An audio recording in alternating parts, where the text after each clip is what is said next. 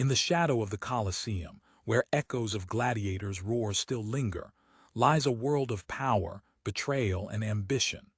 The Roman Empire was not just a civilization, it was a spectacle, a stage where emperors, senators, and slaves played their parts in a drama that would change the course of history.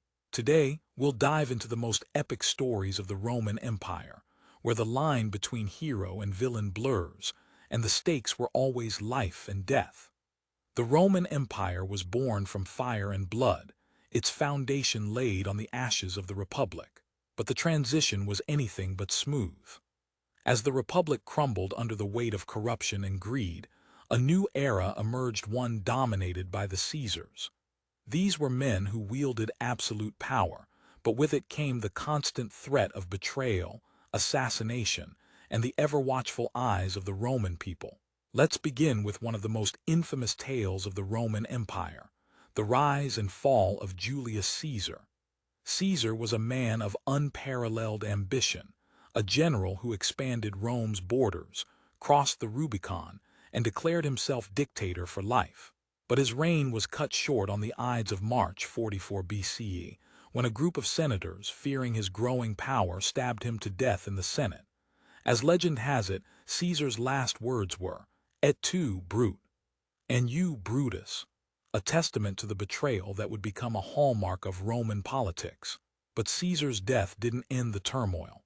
Instead, it ignited a civil war that would usher in the age of the emperors. His adopted son, Octavian, would rise to power and become Augustus, the first emperor of Rome.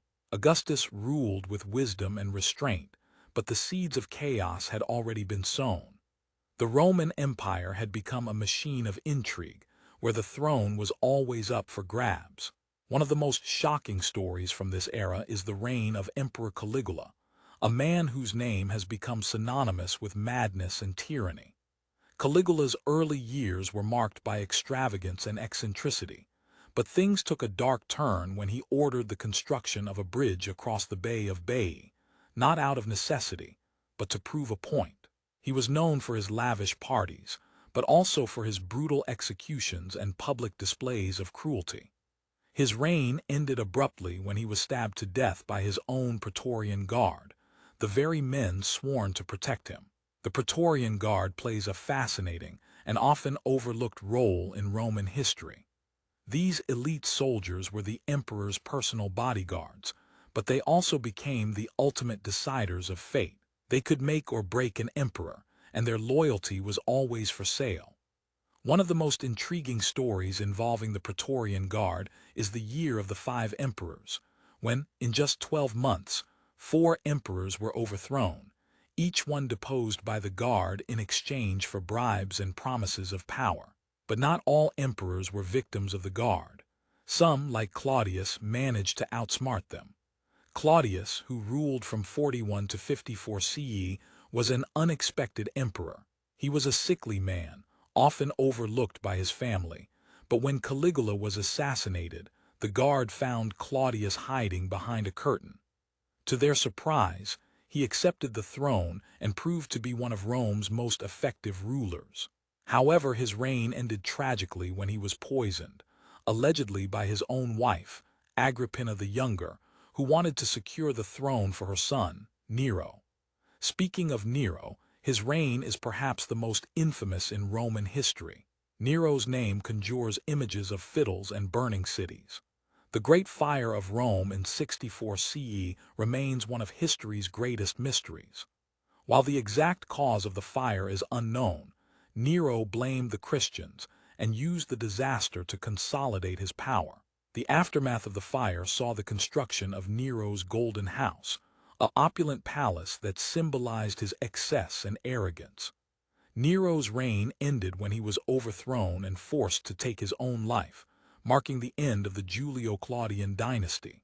The fall of the Roman Empire is a story of decline and decay, but it's also a story of resilience. As the Western Empire crumbled under the pressure of barbarian invasions, corruption, and economic collapse, the Eastern Empire, known as the Byzantine Empire, would survive for another 1,000 years.